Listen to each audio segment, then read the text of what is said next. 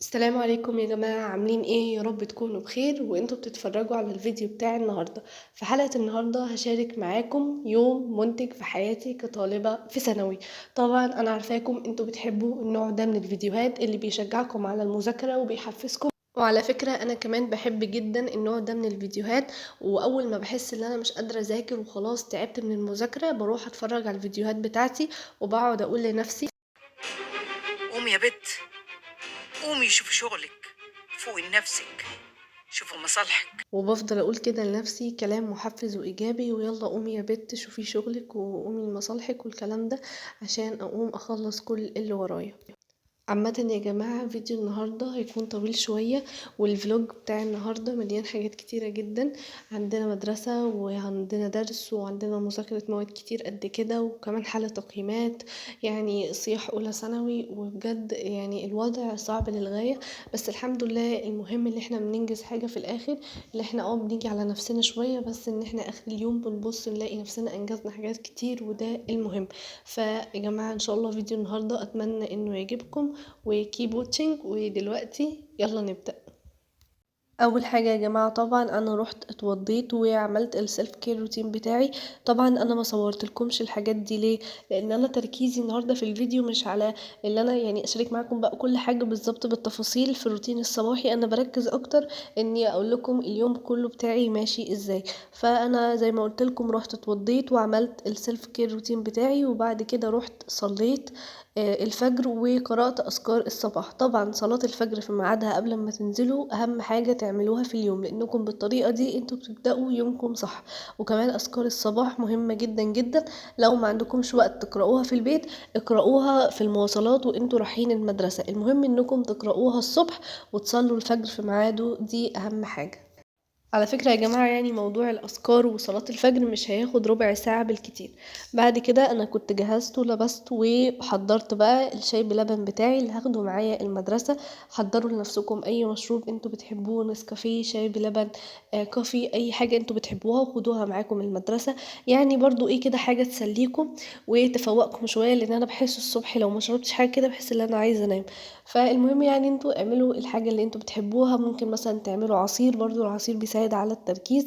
ده طبعا بجانب المية، لان انتوا لازم تاخدوا معاكم مية في المدرسة. يعني انا عادي ممكن ما اخدش اكل صراحة، لان انا ببقى بفطر الصبح كده كده قبل ما اطلع، بس اللي انا اخد حاجة اشربها ده ضروري جدا جدا. هنا يا جماعة أخيرا كنا خلصنا اليوم الدراسي الطويل ده. صراحة النهاردة كان يوم طويل جدا بس هو برضو كان ممتع. فدلوقتي الساعة 12:30، على ما نوصل البيت هتكون الساعة 1 لأن المشوار طويل شوية بياخد نص ساعة. بس سيبكم انتوا بقى من أي حاجة وركزوا معايا في الجمال اللي انتوا شايفينه ده. مفيش أي حد في مصر كلها عنده من الكورنيش الجامد ده غيرنا احنا هنا في مطروح. بجد البحر يا جماعة شكله خطير خطير خطير. الألوان بقى كده، التدرجات الأزرق والهوا بقى والمية الصافية، بجد مطروح في الشتاء خطيرة. يعني اللي عايز يجي مطروح يجي في الشتاء ما يجيش في الصيف. مطروح في الشتاء أحلى بكتير جدا من الصيف. روحنا بقى البيت وارتحنا شوية وصليت الظهر. ودلوقتي بقى نرجع للمذاكرة تاني، عشان النهاردة انا ورايا مذاكرة ورايا درس وهنروح المسجد ورانا بقى حاجات كتيرة جدا. فانا لازم اذاكر شوية قبل الدرس عشان ايه ما يتراكمش عليا المذاكرة كلها بالليل، لان اصلا الدرس بتاعي بيخلص متأخر، يعني على ما برجع بيكون الساعة 9. فبرضه مش عايزة اسهر قوي فاهمين، لان السهر بجد مضر جدا. وما تذاكروش يعني ما تسهروش عشان تذاكروا.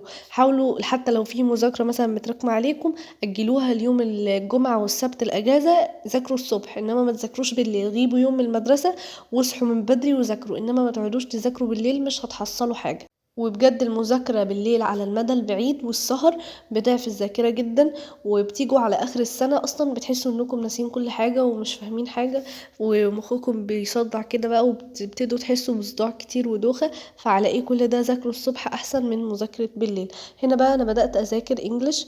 هنا القصة اللي هي بتاعت سنتياجو دي بدأت أذاكرها كده، أقرأها أعرف الأول الشخصيات. أول ما تذاكروا أي قصة أول حاجة تعرفوا مين هي الشخصيات الرئيسية اللي موجودة في القصة، اللي هي عندنا هنا بقى إيه سانتياجو وده مارلين مانولين، أو اسمه غريب بس هو اسمه تقريبا كده مانولين.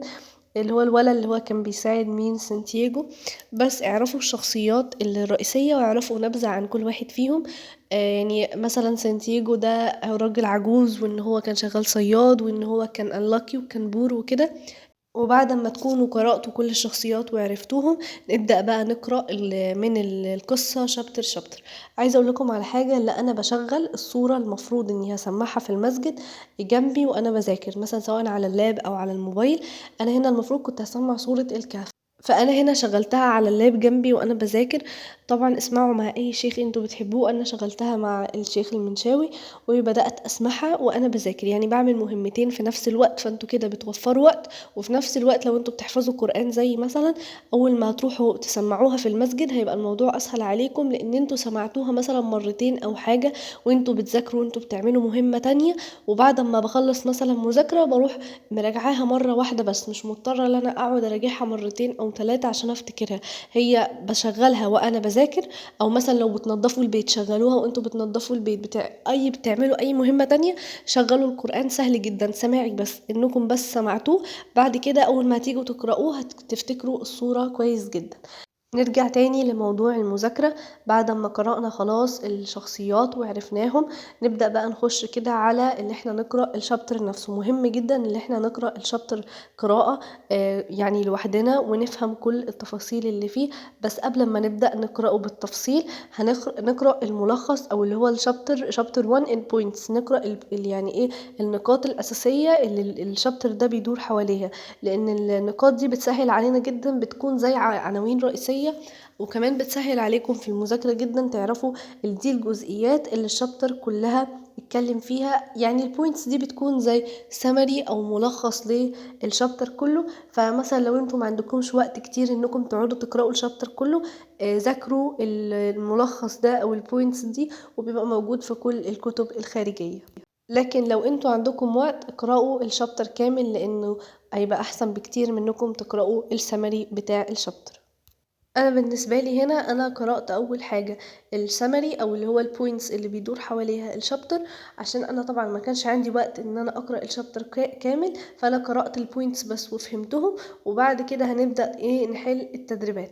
طبعا انا قلت زي ما انا قلت لكم كده، لو انتوا عندكم وقت هتقراوا الشابتر كله وبعد كده تحلوا التدريبات. في حاجه كمان تانية حلوه موجوده في الكتاب المعاصر مثلا، اللي هو بيكون ملخص لنا الشابتر، بيكون سؤال وجواب. الاسئله والاجوبه دي لازم تقراوها كويس.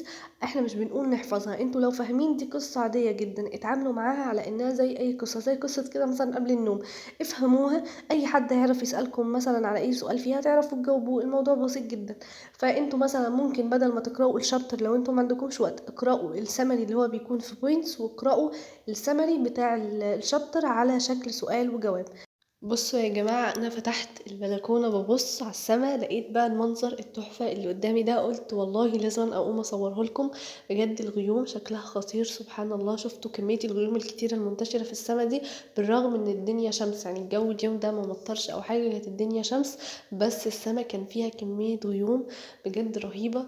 يعني بحس ان الجو أصلا عندنا هنا في مطروح غريب جدا، بيتقلب في 5 دقايق، فجأة تلاقوه ساقع، شوية تلاقوه حار، بعد كده تلاقي الدنيا مطرت، بعد كده تلاقوا الدنيا شمس جدا. فهو الجو عندنا في مطروح مجنون شوية. دلوقتي بقى ايه، هروح اجهز عشان الدرس. بدأت اجهز الشنطة بتاعتي، انا عندي درس ماس. طبعا انتوا عارفين لازم اليوم الجميل اللي بيكون مليان حاجات ده يكون فيه درس ماس، اللي هو اصلا اكتر مادة محتاجة تركيز. المهم انا هنا حطيت كتاب الماس والكالكوليتر، طبعا اهم حاجة بالنسبة لدرس الماس عشان واحنا بنحل تحلوا مع المستر، والكراسة المقلمة عادي، يعني الحاجات العادية بتاعة الدرس بتاعكم. جهزوا شنطة الدرس بتاعتكم عادي. والمفروض اللي انا كنت املأ ازازة مية، بس اللي انا طبعا كنت متأخرة فما مليتش حاجة.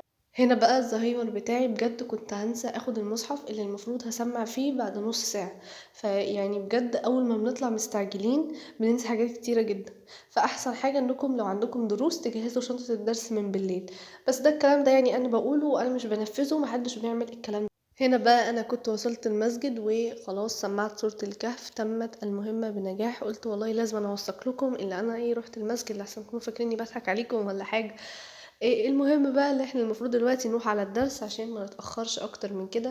وصلنا الدرس أخيرا يا جماعة، وصلنا الدرس. وطبعا أهم حاجة في الدرس وتوثيق بقى أهم حاجة في الدرس وهي عصير القصب. أحلى حاجة في الدروس اللي احنا بنشتري عصير قصب، أصل هي معروفة دروس يعني عصير قصب وثانوية عامة يعني القصب. وعلى فكرة بقى اللي ما بيحبش عصير القصب سوري انتوا ما بتفهموش. هنا بقى انا كنت رجعت من الدرس وتفتكروا دلوقتي اليوم بتاعنا خلص؟ لا، اليوم لسه هيبدأ. انا بقى دلوقتي عندي بقى مذاكرة حاجات اكتر من اللي ذاكرتها الصبح. يعني انا الصبح ذاكرت انجليش بس ورحت درس الماس، يعني يعتبر ذاكرت حاجتين. دلوقتي هنذاكره بقى وكمان نحله التقييمات. فاحنا ان شاء الله هنسهر مع بعض لحد الساعة 1 بالليل عشان نلحق نخلص الحاجات دي كلها. هنا بقى انا كنت بسمع درس الساينس اللي هو بتاع الدينستي. عامة حاساه درس يعني لذيذ، فيه حاجات كده اخدناها قبل كده، معلومات سهلة، اسهل من الدرس اللي هو بتاع الكيميكال بروبرتيز بتاع الووتر. حاسة ده اسهل واقصر في نفس الوقت. المهم اللي انا بقى قعدت اركز مع المستر وهو بيشرح، عشان بجد واحدة من اهم الخطوات وانتوا بتذاكروا انكم تركزوا في الشرح. بيختصر عليكم وقت بعد كده في المذاكرة، عشان لو انتوا سمعتوا الدرس وانتوا مش مركزين هتضطروا انكم بعد كده ترجعوا تشغلوه مرة تاني، عشان هيكون في معلومات واقع منكم وهتشغلوه تاني عشان تفتكروها. اخيرا يا جماعه خلصت الساينس. بجد اعظم انتصاراتي في الحياه اللي انا بعد ما بخلص محاضره الساينس اللي بتكون ساعتين وببقى حاطه المستر على 1 اكس و 1 اكس على 1.5 اكس وبرده مش راضي يخلص الحصه خالص. فالمهم انا خلصت الساينس دلوقتي وهنفصل بقى كده باي حاجه. وطبعا مفيش حاجه نفصل بيها احلى من الشعريه بلبن. ماما كانت عامله شعريه بقى بلبن سخنه كده، ففايبس الشتا رجعت تاني وبجد طعمها كان خطير. اتعشينا بقى نرجع تاني للمذاكرة وللهم اللي ما يتلم اللي ورانا، وهنسلم واجب العربي. طبعا يوم الاثنين بنسلم واجب مستر محمد صلاح، ويوم الخميس المحاضرة الجديدة بتنزل. فدلوقتي انا المفروض اسلم واجب العربي. انا الاول بحله طبعا في الكتاب، وبعد كده بقى بطلع الكتاب قدامي زي ما انتوا شايفين، ابص على تدريبات الواجب. اوعوا تسلموا تدريبات الحصة على انها تدريبات الواجب، لان انا عملت الحركة دي قبل كده واكتشفت ان بعد كده حليت نص الواجب غلط. بقول ازاي؟ لان انا اصلا مسلمه تدريبات الحصه على انها تدريبات الواجب، فركزوا بالله عليكم في النقطه دي. المهم انا زي ما قلت لكم انا ببص في الكتاب. انا اخترت مثلا السؤال رقم 3 حليته الف، فببص في الكتاب اللي انا اتاكد ان انا حلاه الف، وبروح بقى مختاره هنا الف وادوس السؤال التالي وهكذا لحد ما اخلص تسليم الواجب كله. على فكرة تسليم الواجب مرة واحدة بس، يعني طالما فتحته دوستوا على كلمة تسليم الواجب وفتح معاكم اللي انتوا تسلموه، وبعد كده لأي ظرف النت فصل، اللاب فصل، التليفون فصل، اي حاجة في حاجة حصلت غلط او انتوا سبتوا الواجب ما كملتوهوش، بيضيع عليكم تسليم الواجب ولازم تكلموا الدعم. فخدوا بالكم من النقطة دي.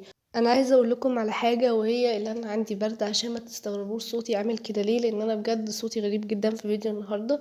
بس ده عشان انا عندي برد، فادعولي اني اخف. وانا عارفه بجد حوار البرد ده منتشر تقريبا، مطروح كلها عندها برد اصلا مش انا بس، فادعوا لنا بقى كلنا اللي احنا نخف. هنا بقى انا كنت خلاص خلصت تسليم الواجب، واحلى لحظه في الحياه انكم تدوسوا على انهاء تسليم الواجب، وهما بقى بيحطوا لنا مسج عارفين انك شاطر هتراجع مراجعه خفيفه ولا تسلم على طول. انا بكل ثقه هسلم على طول، مش عشان انا شاطره ولا حاجه يا جماعه، لا انا شاطره برضو، بس عشان انا عايزه انام وتعبت، وبجد يوم النهارده كان طويل جدا جدا. ولكن طبعا زي ما انتوا عارفين ان مفيش نوم والتقييم موجود، فطبعا لازم اروح احل التقييمات دلوقتي قبل ما انام، عشان بكره ما ننقصش ال50 درجه اللي المدرسين بيقولوا عليهم. بجد كل مستر يروح قايل لنا انا معايا 60 درجه، واحد تاني يقول لنا انا معايا 100 درجه، ميس بقى تيجي تقول لنا انا معايا 150 درجه، كل واحد بقى بيعلي فيهم على حسب هو عايز ايه. فبجد التقييمات دي اوحش حاجه في الحياه. بتمنى ان احنا نرجع تالتة اعدادي عشان بس اقعد في البيت وما اروحش المدرسه وما اكتبش التقييمات دي. يعني اسوأ حاجه في المدرسه هي التقييمات. ليه اكتب اداءات صفيه واداءات منزليه واحل تقييم اسبوعي وامتحان شهري؟ ليه كل الحاجات دي؟ بجد وش لكل مدرس بقى، تخيلوا 7 مواد، ده غير طبعا الفرنش والدين والحاجات اللي بره المجموع. فبجد حاجه يعني مأساويه. وبس كده يا جماعة، ده كان فيديو النهاردة، اتمنى يكون عجبكم واستفدتوا منه. وطبعا لو عجبكم الفيديو ياريت تعملوا له لايك وشير مع اصحابكم وقرايبكم علشان يستفادوا هما كمان. ولو دي اول مرة تشوفوني ياريت تعملوا سبسكرايب للقناة وتفعلوا زر الجرس علشان يوصلكم كل فيديو بنزله. عايزين يا جماعة نوصل ل3000 سبسكرايبر في اقرب وقت ممكن، وده طبعا مش هيتحقق غير بدعمكم. فاعملوا دلوقتي سبسكرايب للقناة، ولو عندكم اي سؤال سيبهولي تحت في الكومنتات وهرد عليكم كلكم ان شاء الله. وعايزين بقى دعمكم على الفيديو ده، عايزين نوصل الفيديو ده يا جماعة ل1000 لايك. فاللي اتفرج على الفيديو ولسه محطش لايك ينزل دلوقتي في الحال يحط لايك، واستنوني في فيديو جديد. باي.